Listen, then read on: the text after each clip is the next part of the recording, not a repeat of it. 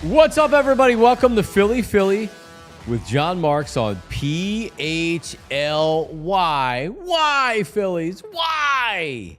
Good morning, everybody out there. Our 8 a.m.ers, our live viewers and chatters on YouTube, we appreciate you. Make sure you're tuning in live every Monday through Friday because we are live from 8 to 9. And get involved in the conversation, live chatter, mad chatters. We appreciate you. You can, of course, always watch whenever you want to on demand. That's the beauty of YouTube.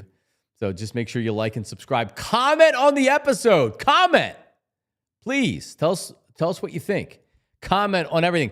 Also, our live TV viewers on Xfinity, Roku, Samsung Plus, all the fast channels. Good morning to you. And our audio podcast listeners. Yes, you can listen to the audio version of Philly with John Marks. As always, brought to you by BetParx. Wherever you get your podcasts, just search Philly with John Marks. As the Phillies lose last night, the big story on Action News and on Philly with John Marks isn't that Aaron Nola is now 0-5 with an ERA over 6. It's just the offense stinks and the bullpen stinks. And Aaron Nola stinks too, but that's totally different. As we welcome this morning from blackgritty.com, Black Gritty or Darth Gritty this morning. Darth Gritty, how are you? Johnny Marks, good morning. It's Gritty and Marks in the morning. I can't be here. I can't do this show anymore with you. I am too luxurious. My life is too good. You, sir, don't deserve, can't afford me. You see, I'm sitting here with my chinchilla. You know, I'm just better than you, Johnny Marks. Do you know what I got this week? You know what I bought? What? I got a Lamborghini. Well, it's not a Lamborghini. I got a new washer and dryer. It's all jet black. It's got AI. I can talk to it on my phone. I can wash my laundry from space. I can do anything from my phone with this washing machine. It is jet black. It is the sexiest thing in America, and I've been washing clothes for no reason. I put a shirt on for 15 minutes. I throw it in the wash. It's got a one-item laundry cycle that only takes 15 minutes to power wash. Seriously? In and out of the dryer. In 25 minutes, I'm fresh to death. I'm just better than you, Johnny Marks. You don't deserve to have me here. Yeah, look at me. I feel luxurious. I feel amazing. Why am I here in the morning with you? I should be washing my clothes, Johnny Marks. You should. You caught my interest.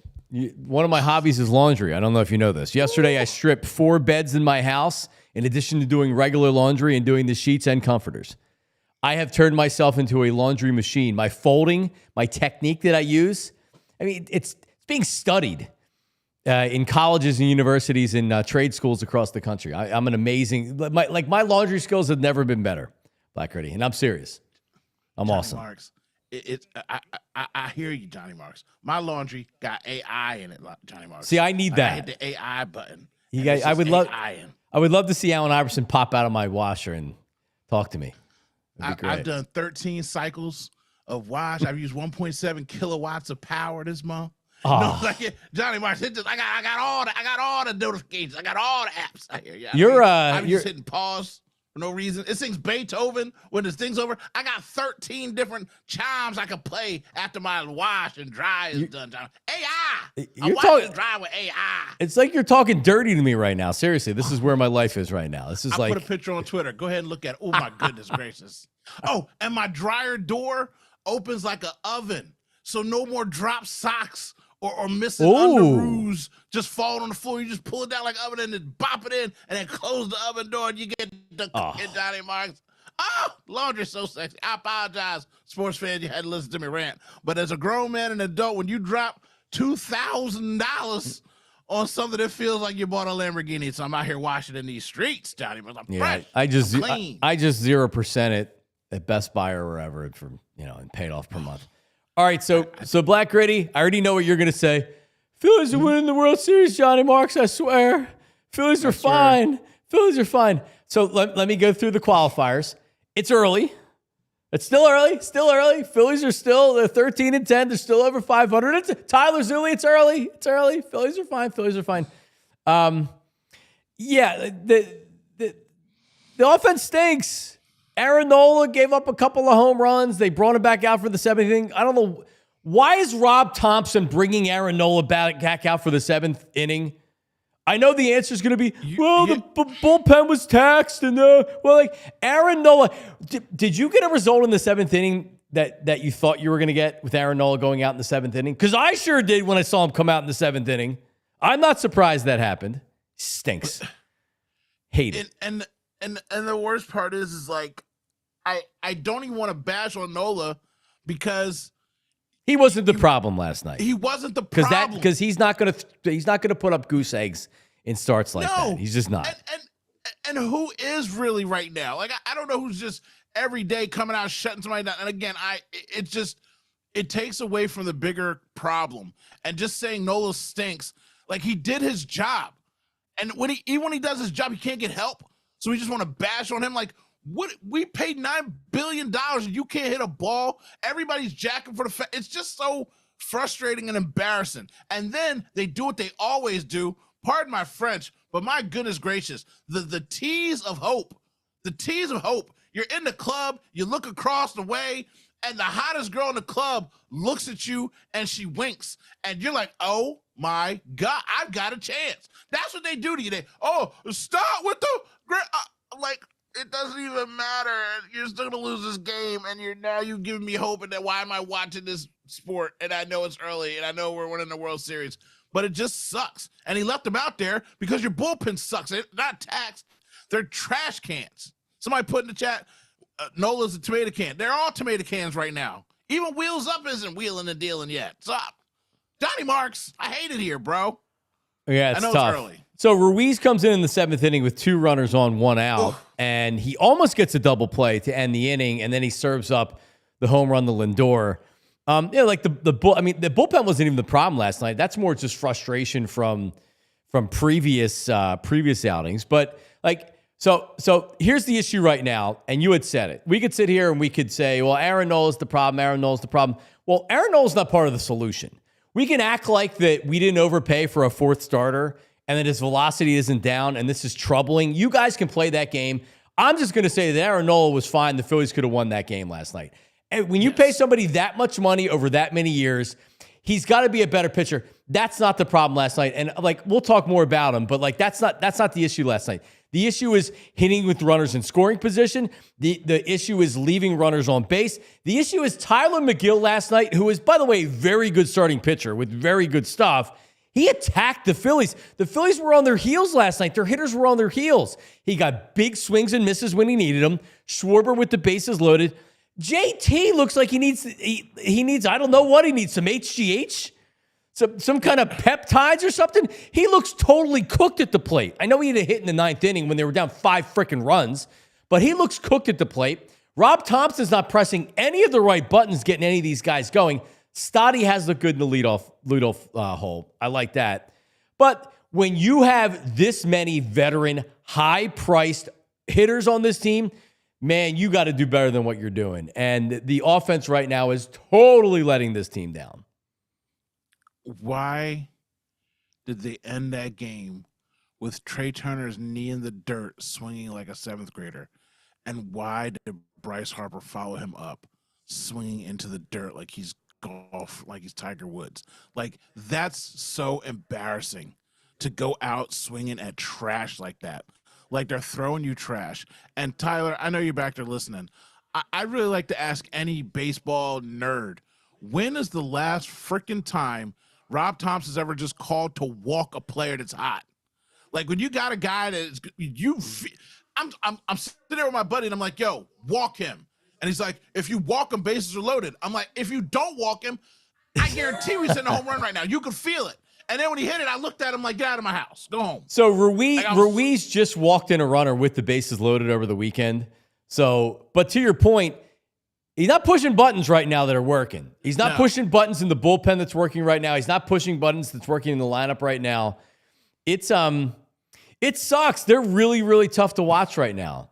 They are. And and I hate the Mets. I hate the Mets. Fans. I hate the Mets. But they have there is an edge to the Mets and an energy to the Mets that the Phillies lack right now. I feel like during those games, going back to last year, that the Phillies are going to lose because the Mets, not that they want it more, not like that, but like that they're just like, the Mets have confidence over the Phillies right now, and you can feel it. You can. And they battled back in the ninth inning, and that was down 5-0, where they put a middle innings reliever in that almost gave the game up. And then Diaz came in and gave up the home run. But like right now, it's just like it's tough to feel confident with the Phillies when they play one of the better teams like the Mets. They'll beat up on tomato can teams like the Marlins and some of these other teams because they have really good starting pitching. But it's just frustrating right now.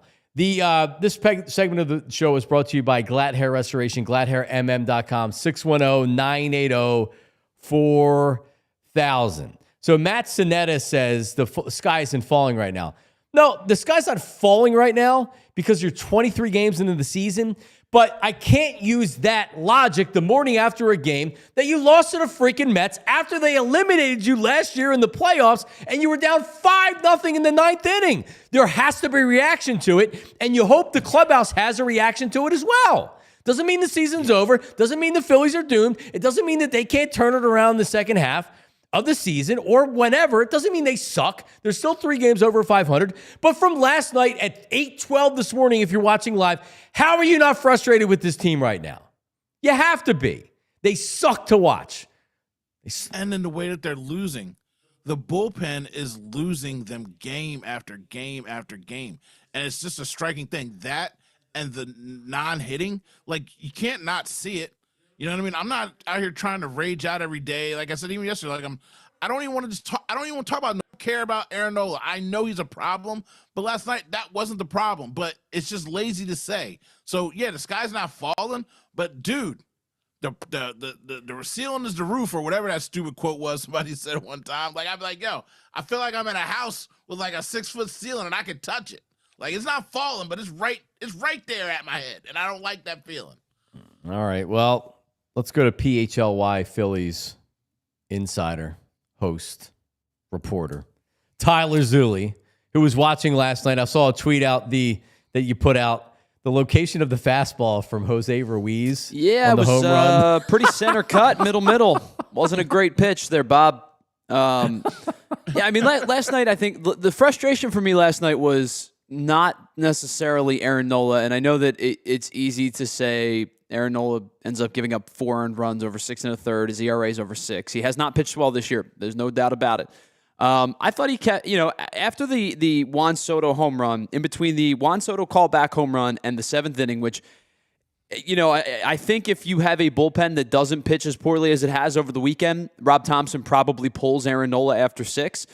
In between those two events happening, I think Aaron Nola pitched well enough to keep you in the game, because after 6 innings, he had given up 2 earned runs, and I think that probably should have been it. And you walk away with Aaron Nola down 2-0. You say the offense hasn't scored for you, and regardless if it's 4-0, 5-0, or 2-0, like, the offense didn't score for you, but you can walk away with something to take away from that outing where Nola pitched well between the called back Juan Soto home run and the end of the 6th.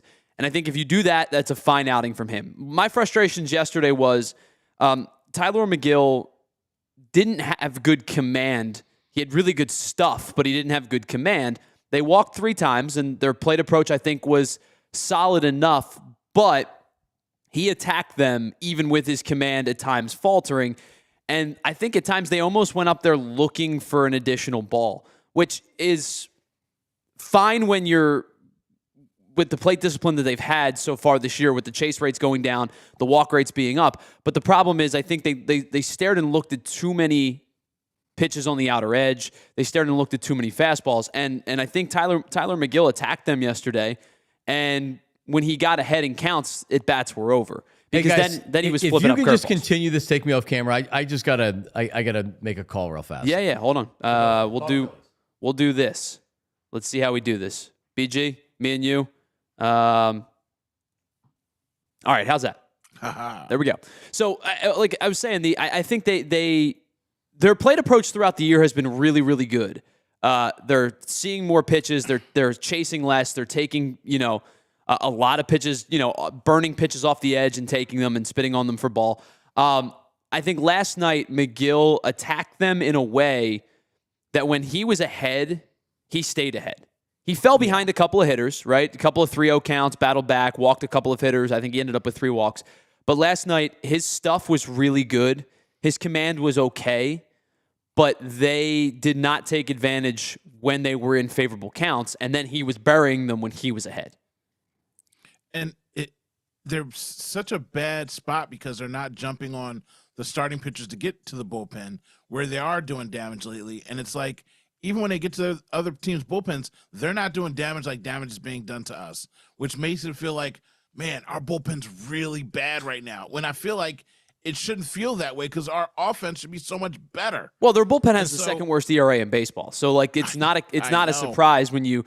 If I were to ask you without you knowing that stat, if I were to ask you, you probably would say bottom 3, right? And that's about where it is. The only team that's worse is the Nationals. And we saw the Nationals bullpen the first series of the year.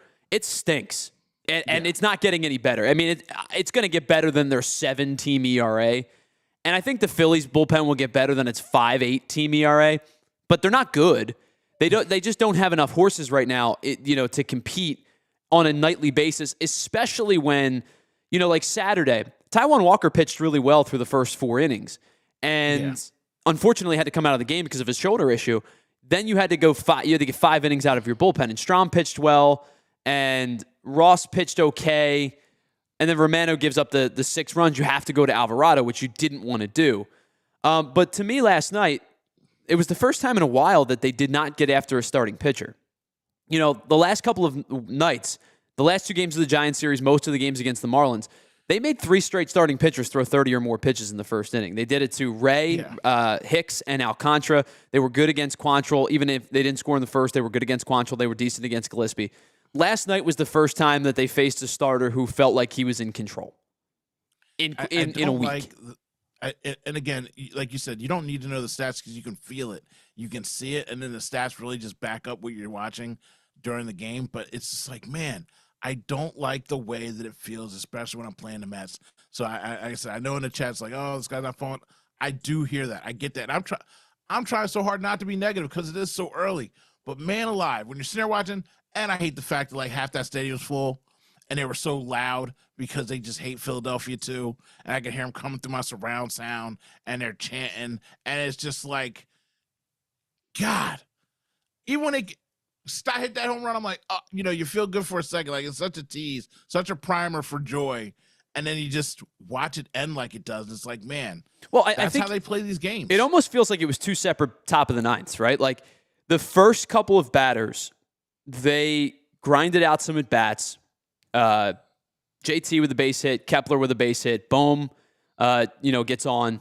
And it felt like, I'm not going to, like, it's not to say that I think they're going to come back from 5-0 because then, but you did something last night where you grind out a couple of bats, you forced the Mets to go to their closer in Edwin Diaz when they didn't, like we talked about going to Alvarado and Thompson didn't want to.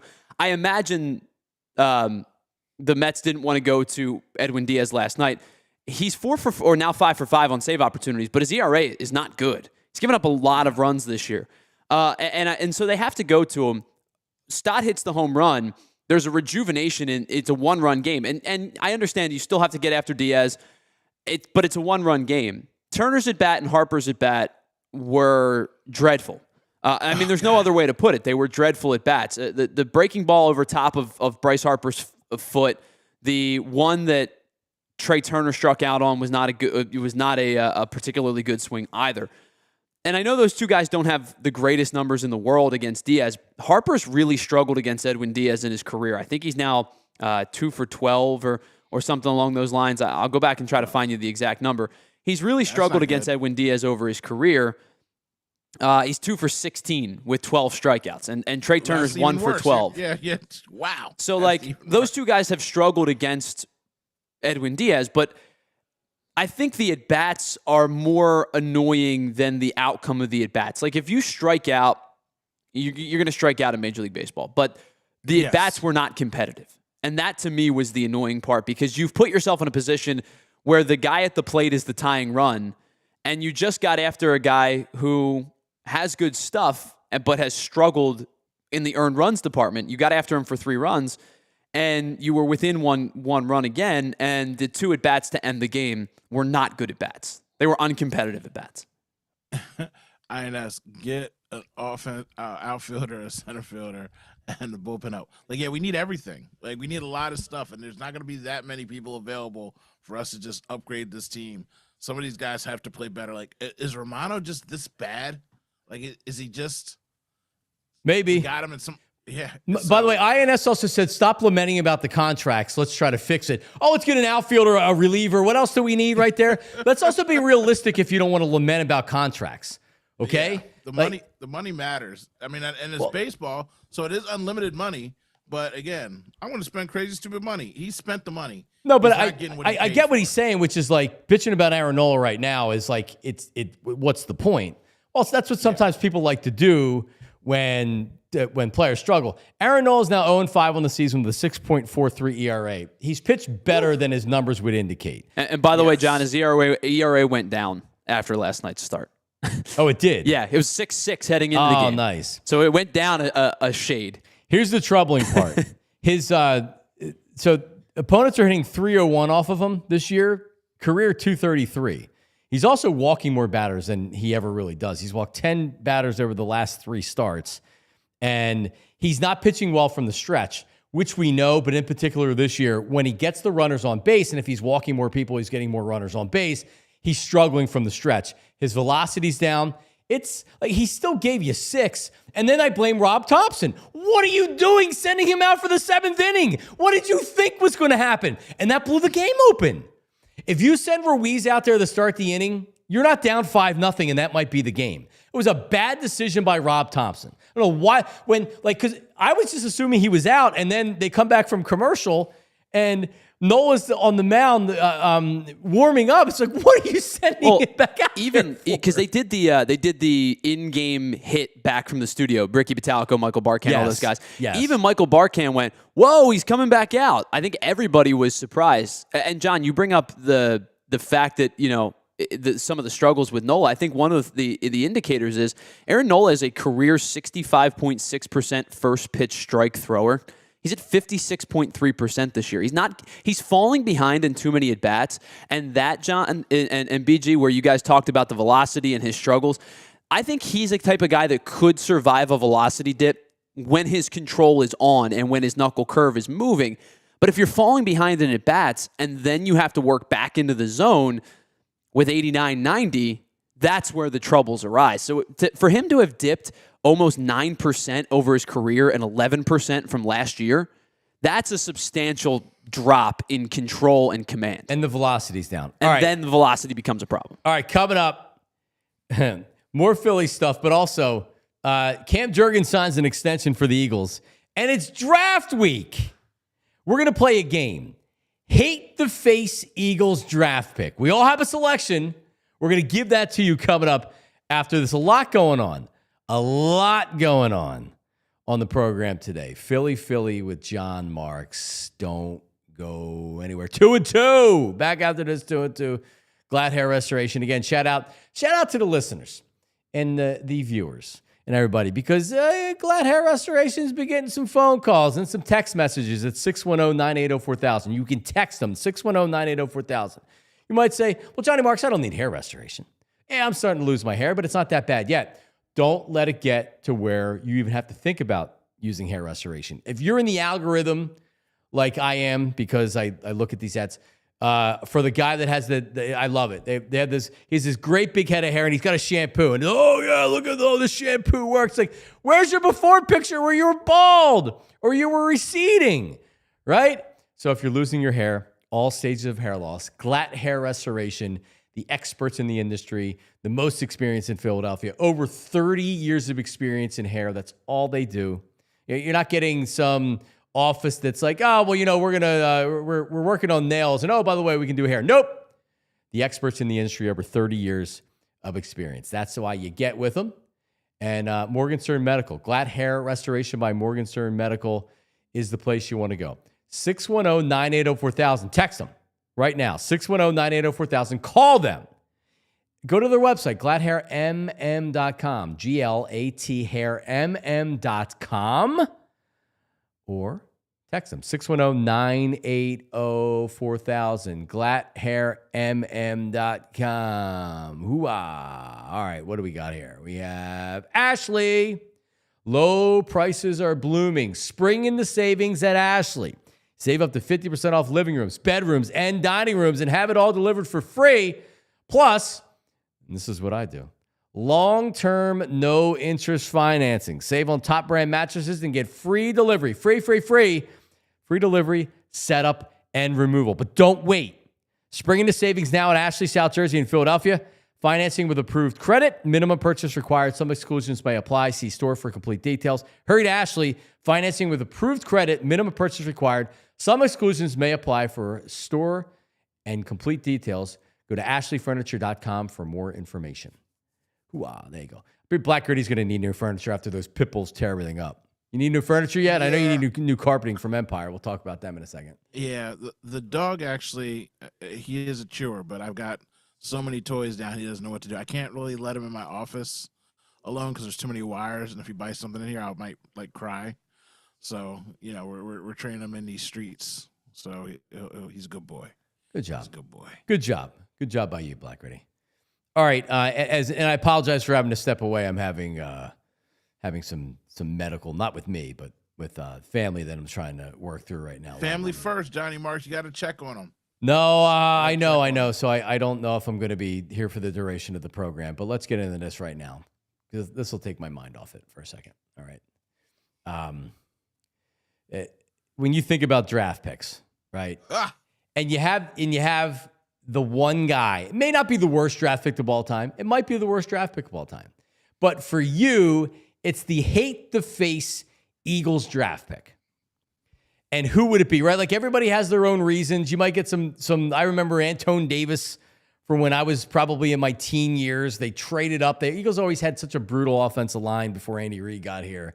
And they traded a first-round draft pick to get Antone Davis. That wasn't Warren Sapp they passed on. They passed on a really good player.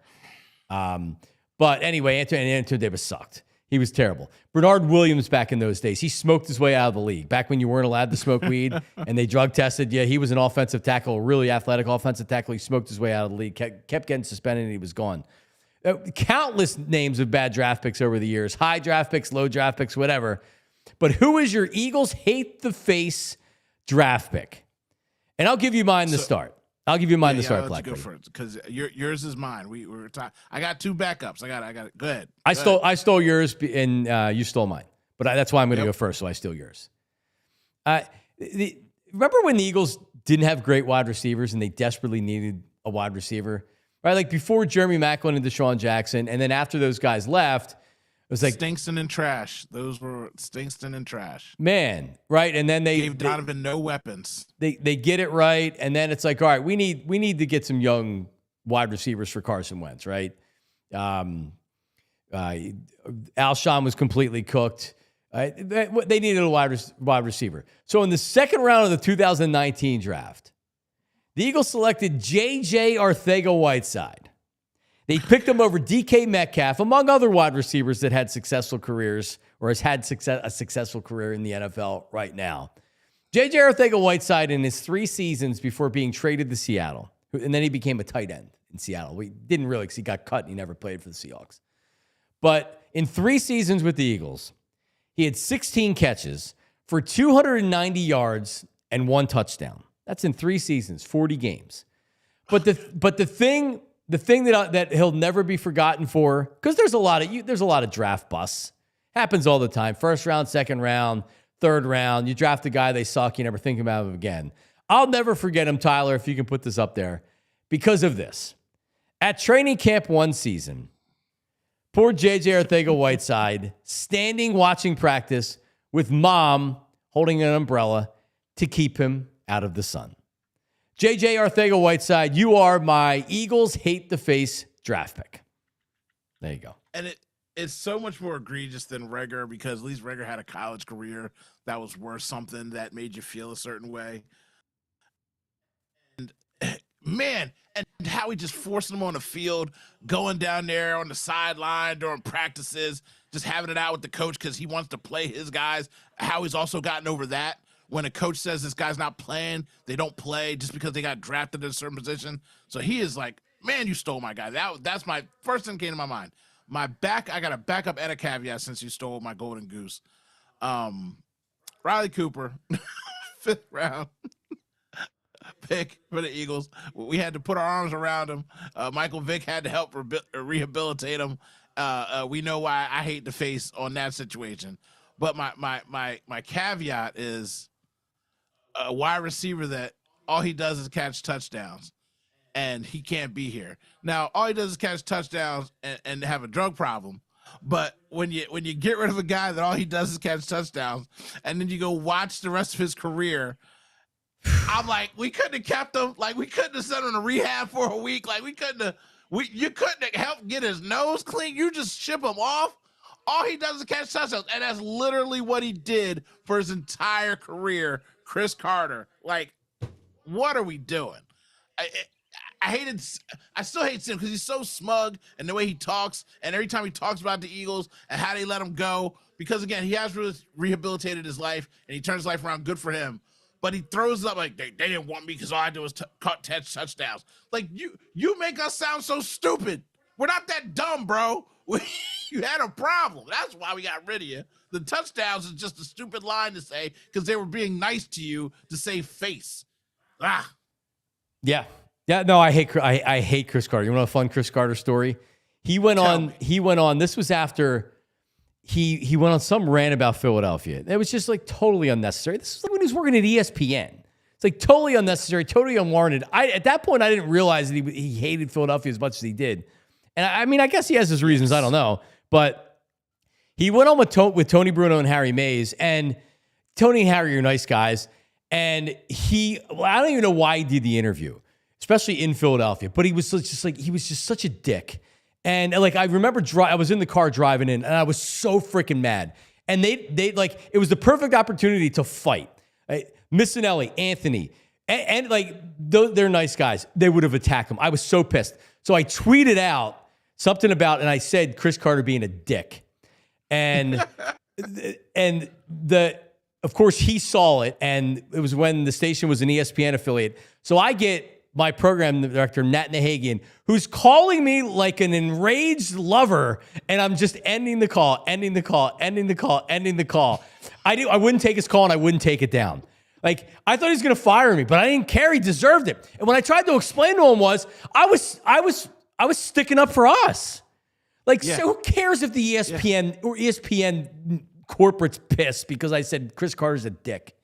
He is a dick. And he's burned his way out of every job that he's had. He sure has. Because he is that way, and he won't stop doing it. You know what I mean? Like, his whole thing with Skip, he wants to run around now and talk trash with Skip. Yeah, Skip's a jerk too. But, bro, you're everywhere for a hot cup of coffee. Yeah. And then you're gone. Like, so again, you had this attitude about Philadelphia. At least they drafted you. At least they gave you a chance. And that was he was a supplemental draft pick too, if you remember. Yeah. Because there was issues at Ohio State. And they gave you such cover by saying all he does is catch touchdowns. Because that's all you remember. Like, when you talk to people about Chris Carter, like, somebody said to me, like, well, you know he had a coke problem, right? And they're like, what? I'm like, yes, he was a drug he's an alcohol. Like, no, for real. And by the way, he turned himself, like you had said, into a great wide receiver. He was great. He did. I would be grateful for the Eagles for giving me the kick in the butt to reboot my life. You know what I mean? They could have trashed your name, said you were a gang member. I don't know. They could have did crazy things. They could have leaked stuff and said you had tiny hands and you were a bad teammate, like the teams do now. Like, they gave you an out, and you had a great career, and you're still trying to kick dirt on my team. Wow. Crazy. Tyler Zuli, do you have a hate to face Eagles draft pick? I mean, I think for me the obvious one is Jalen Reagor because of the implications of not getting Justin Jefferson and the fallout of that. But the one that really annoyed me, and it's almost not his fault because the coach, who was also kind of pseudo GM and maybe emperor of the Eagles at the time, was an idiot. And the story behind this almost feels like, if the rumors are true, is that Chip Kelly basically had a 2-player board for guys he thought were going to be available at the time of their selection. And from what the rumors and reports was that the board was Brandon Cooks and Clinton Dix. And that was it. Those were the only two guys that they had available. And both guys went 20 and 21. And Chip Kelly went full-on panic mode and traded back and traded with the Browns, who ended up taking Johnny Manziel. But then the Eagles at 26 select Marcus Smith.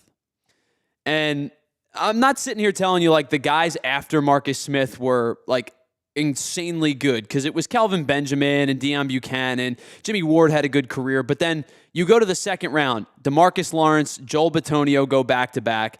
Kyle Van Noy goes at 40. Devontae Adams goes at 53. The second round was really good of the 2014 NFL draft. And the Eagles selected Marcus Smith, and it made no sense at the time. It made no sense when he got on the field, and it still doesn't make any sense to me. So maybe it's not entirely Marcus Smith's fault. It's probably more Chip Kelly's fault, because he was insane and an idiot by that point.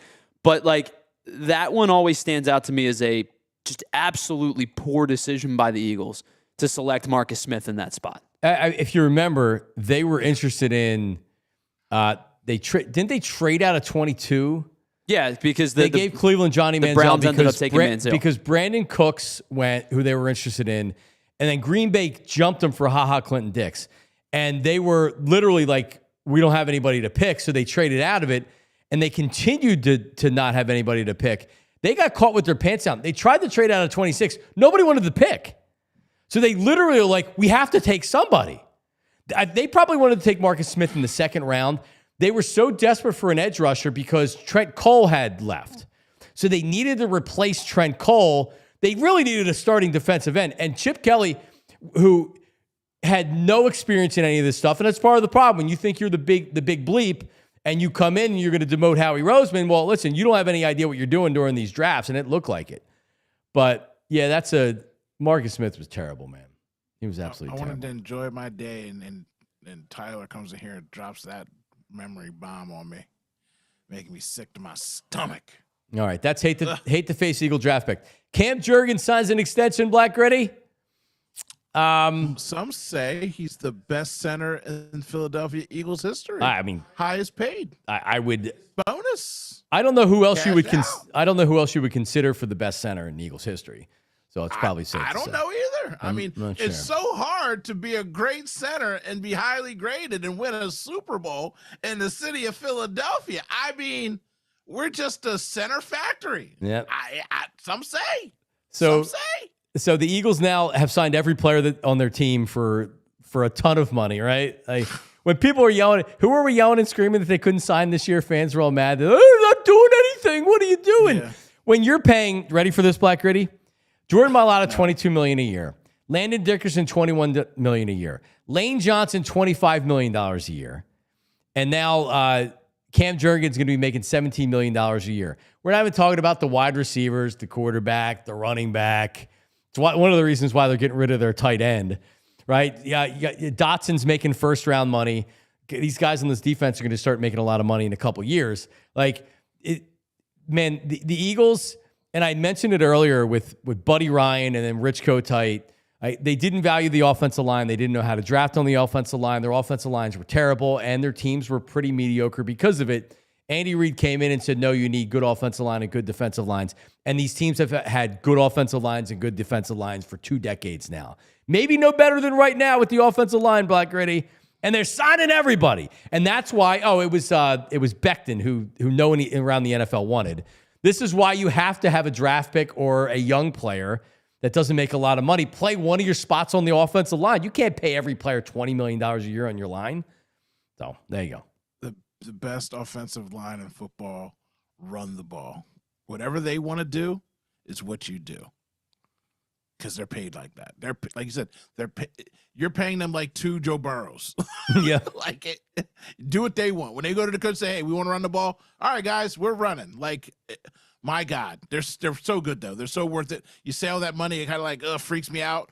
But my goodness, are they deserving, and they're earning it, and they're making their money. They're not out here Trey Turner and us to death. They're not. As Zach Berman wrote on his piece, and if you're not a diehard on PHLY right now, you're getting the best deal you're going to get all year long. $36 for an entire first year.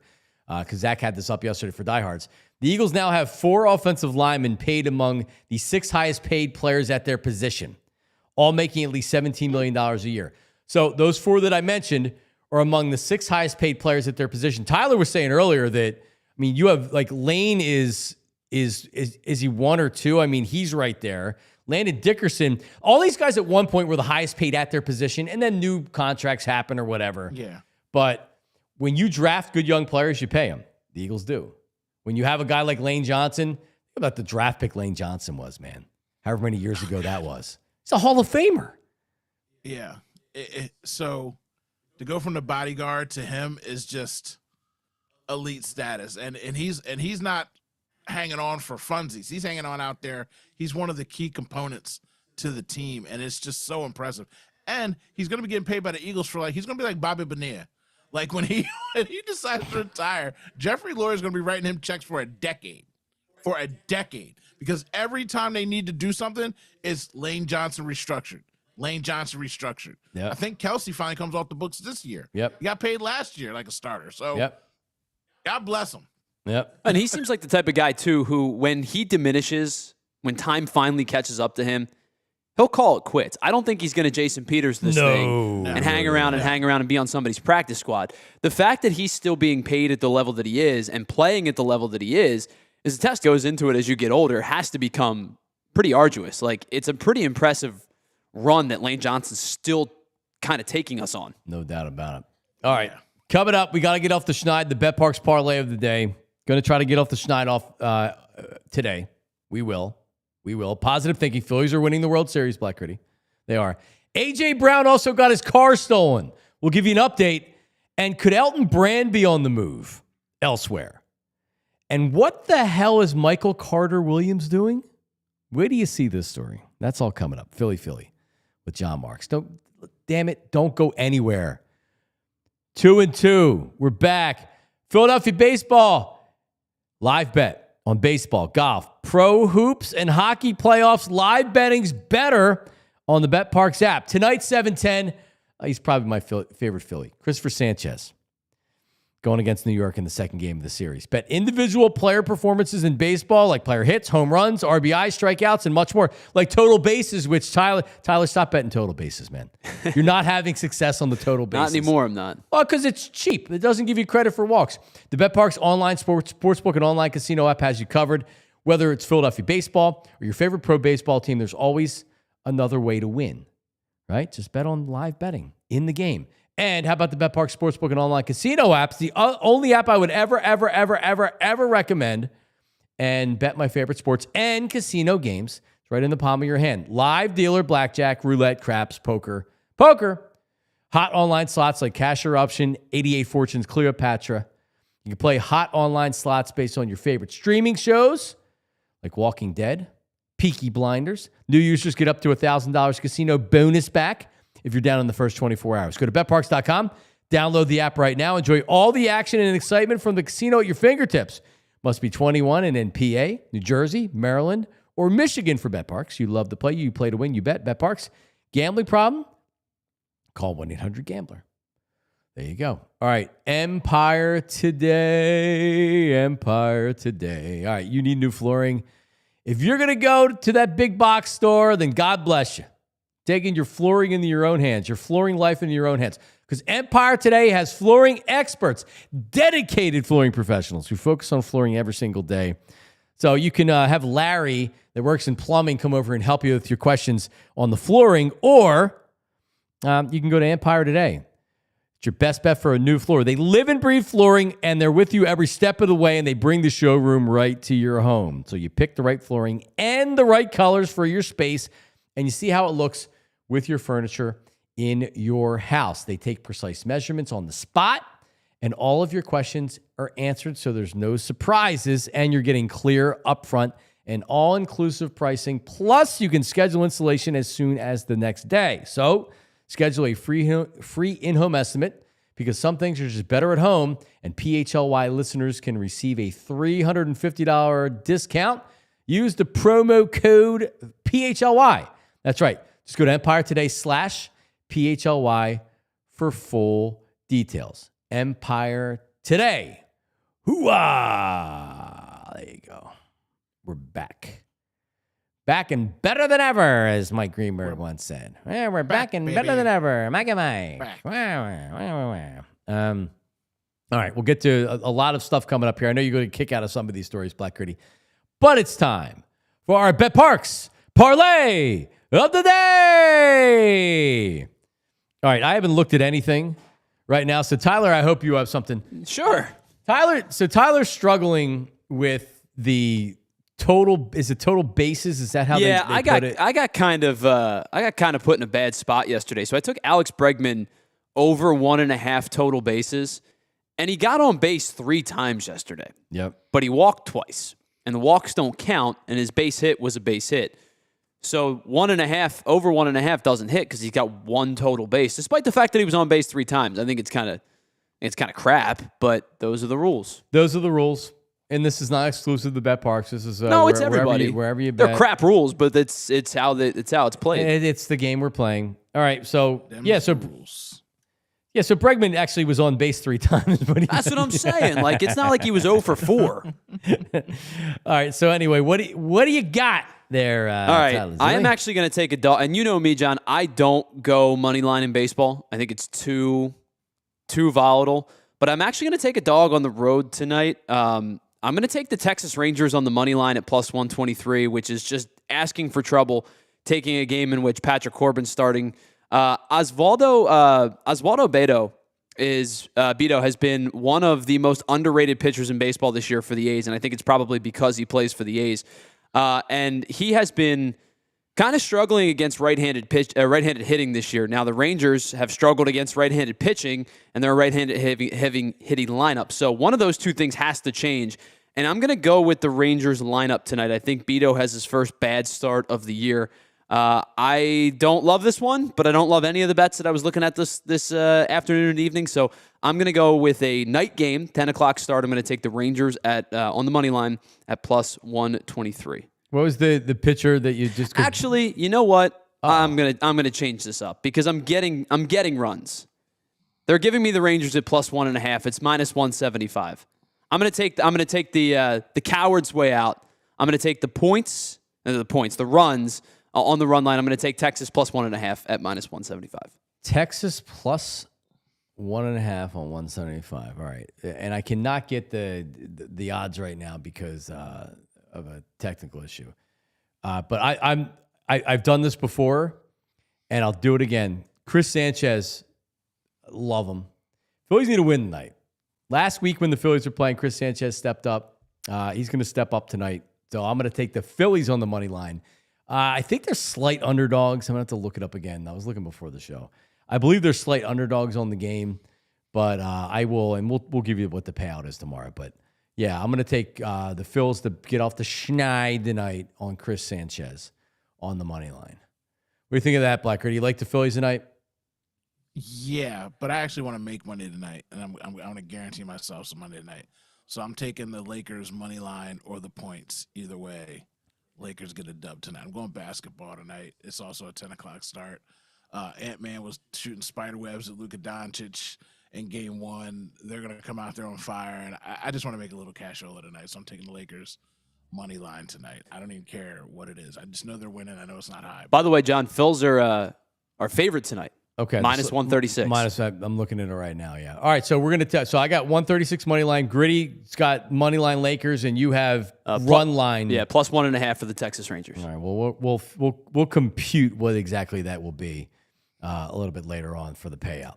All right, so what's... Me and Tyler get to live all night before we feel like we failed, too. We get to live. Yeah, I got to be up till 1 o'clock in the morning now watching this game. Or the Phillies can lose, and you don't have to watch the game.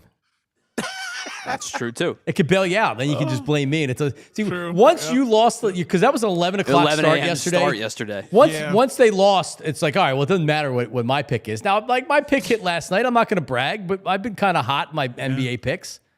And my picks, I've been doing all right. The Pistons out here beating the Knicks makes me sick on both ends, happy and sick. Doesn't make me sick, makes me happy. I hate the Knicks, and I hate their fans. I hate those loser fans. They were so happy last year beating up on the lowly 76ers, thinking that we actually care and thought they were going to win. Hey, how's it feel now, losers? Losers. I like that Pistons team. Losing to Toby and the boys. Oh, God. Yeah, I guess Toby wasn't the problem.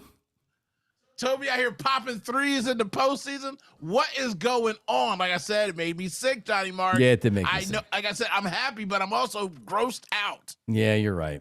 All right, so I hate it here. let's stay on the basketball tip for a second. So the Lakers fired their general manager, Landry Fields. And they're now looking for a new GM. Well, according to Mark Stein, longtime NBA reporter, 76ers executive Elton Brand is expected to be among the candidates pursued by the Hawks when they begin their search for a new league executive. That according to Jake Fisher and Mark Stein. Elton Brand has essentially been neutered of his duties since Daryl Morey took over. And he's just been he's been an executive with the Sixers, but he has no real decision-making. Yeah, he doesn't do anything. Yeah, exactly. So I'm sure he does stuff, but I don't know exactly what he's doing. He walks around the building and he shakes hands at games. That's it. Elton's a great dude. Love Elton. And good human being. But what are you doing? What's your job? What's your role? The best job in America.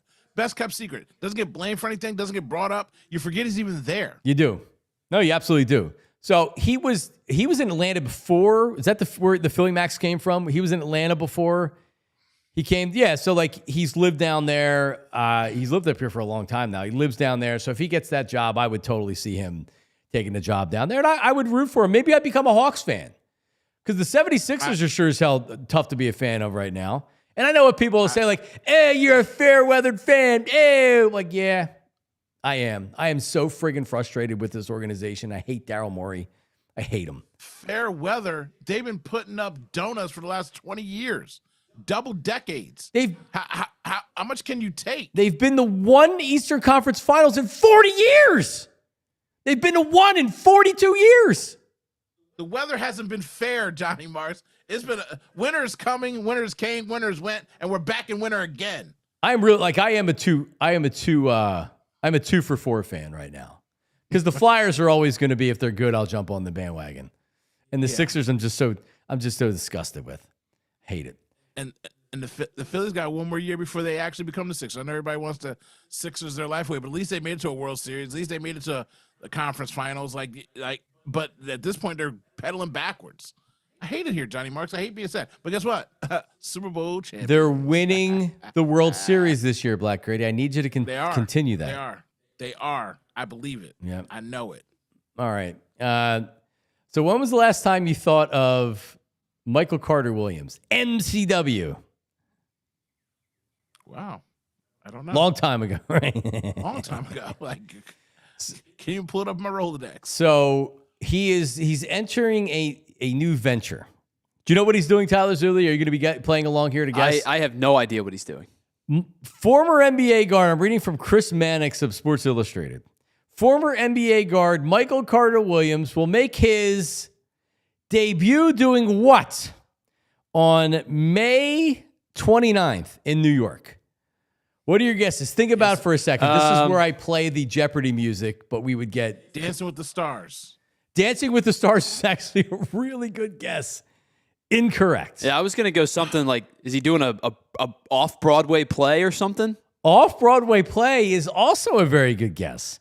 I would probably go, because right now my kids are watching this kids baking show. It's called the Kids Baking Challenge with one of these celebrity baker guys that I've never heard of before, but apparently he's very, very popular. And Valerie Bertinelli is the longtime co-host of the show as well. But that's not what he's doing. He will be making his amateur boxing debut per Uprising Promotions on May 29th. Michael Carter Williams, the boxer. Your thoughts, Black Gritty? Jake Paul, Logan Paul. Lakers in 5. I was like, wow. That was not on my bingo card. I was thinking strip club, making chicken. I had a whole bunch of other things backed up. But boxer, strip club. I did not have that on my bingo card. Strip club. No, okay. But to your point, I'd rather watch nonsense boxing than whatever. I don't even know any of these boxers out there right now. So even though it bastardizes the sport, still it's the only thing that's interesting right now. Yeah. Jake Paul goes out there and beats guys he knows he can beat. but at least it's interesting. He's not going to go out there and face a guy that he doesn't think he can beat. So maybe MCW is one of these guys. Remember poor Nate Robinson? He became a meme after he got knocked out. So bad. So so my bad. question with this is, so I don't know what he's weighing in at now, but his weight during his playing days was like 190. Like he was a skinny dude, and he's like 6'6", 6'7", probably, right? And so unless he bulked up, he's going to be going up against guys, if he's in that 190 range, that are probably like 5'10". Well, I mean, his reach is going to be off the charts. He's wiry, to your point, if you get a smaller guy in there. So if he fought, man, it'd be tough to be less than 190. And as he gets older, he can't be 190, Black Gritty. Yeah. That's not what you do when you get older. You don't get skinnier. Unless he's even if he's working out like crazy to be a boxer, he couldn't be less than 190. He'd be nothing but skin and bones. You got to figure he's fit. He's heavyweight weight. Yeah, he's got to be like 210. Yeah, I would agree. That's the other thing too. You start bulking up because like when you're taking hits, you got to have some meat on there. Like, yeah, and he's so tall. It's gonna look so weird him getting into a ring and not being like a Jake Paul or one of those kind of weird fights. Like, you're too big to be boxing. Well, again, it is amateur. He's not getting it. He's not facing Jake Paul or Joey Buttafuoco even or something. Amateur guys are even smaller. I feel like those guys aren't like. But I don't know. Anyway, good luck to him. I guess I'd open up a strip club. Yeah, yeah. Don't open up a restaurant. They don't survive very. They don't long. do well. No. You got the food as a side piece. Do you remember many years ago when they had it was the celebrity boxing and Joey Buttafuoco fought China? Yeah. The former, is she still alive, China, or did she pass? Anyway, I just remember Dustin Diamond, Screech from Saved by the Bell fought somebody. They should bring that back and that claymation celebrity death match with Mills Lane as the referee. Yeah, those were fun. They were fun. Good times. No, but what does that tell you about boxing? We're talking about bringing C-list, D-list celebrities to box each other rather than being like, hey, what are you talking about? I'd rather see, I can't even name any boxers right now. And you know, your old job at the radio, like that was always a big topic. You know, get you guys in the ring, fans want to come out there and box you and fight you. And, you know, everybody wanted to like put on gloves. Like, man, local sports media in here duking it out for the win. Yeah, I challenged Joe DeCamera to a boxing match live on the air, and he backpedaled and was like, yep. Yeah, Joe DeCamera was like saying that like, oh, I'm more athletic than him. I'll beat him in sports and things like that. And I'm like, all right. So like we can play one-on-one basketball, and I might beat you 10-8. You might beat me 10-8. Joe DeCamera is actually more athletic than you would think. But like, yeah, we can do that only afterwards if we can put on boxing gloves and get into the ring and box for 3 rounds. Yeah. Then I'll do it. And then we'll see. We'll talk about being athletic and when I knock you out. And he wouldn't do it. So I'm like, okay. Like we can play one-on-one, but right afterwards we're gonna box with gloves. You can wear headgear as well. And he would not take me up on the offer. I have video footage out of college. We had our own boxing match, and we had like 8 matches. We had girl fights. Everybody had gloves and headgear on. We went out in the park. We had permits and everything. The cops showed up. It was a great night. And I knocked my roommate out, and he was 6'4". It was just a great time, Johnny. Boxing is amazing. And again, the one thing about Joe DeCamera that always cracks me up is he was one of those bellboys as a kid with the white gloves. Yeah. And the band like ring ding a ding. I like you talk about sports and athletics. Shut up, you bell ringer. All right. I can't take it seriously when you switch on over from TV. It's time for overtime. Overtime. There it is. All right. Well, that's that. Tyler, you have a pregame show, a watch along, and a postgame show. Yeah, we got a little bit of a different feel today. We're gonna do all that. We got pregame starting at 6:40 today. We'll roll right into the in-game watch along. We'll talk to a whole bunch of different people, and then postgame following the final out. So we'll be on the air for like I don't know, probably 3.5, 4 hours tonight. Nice. Oh wow. So I don't know what's happening here. This is a mess. All right, I got to get home because I got stuff going on. Everybody appreciate it. Black Gritty, enjoy your vacation, man.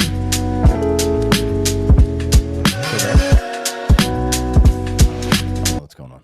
Yeah, he's still here. This is a disaster. All right, everybody. Later. We'll talk to you tomorrow. See ya. We all silly like the mayor.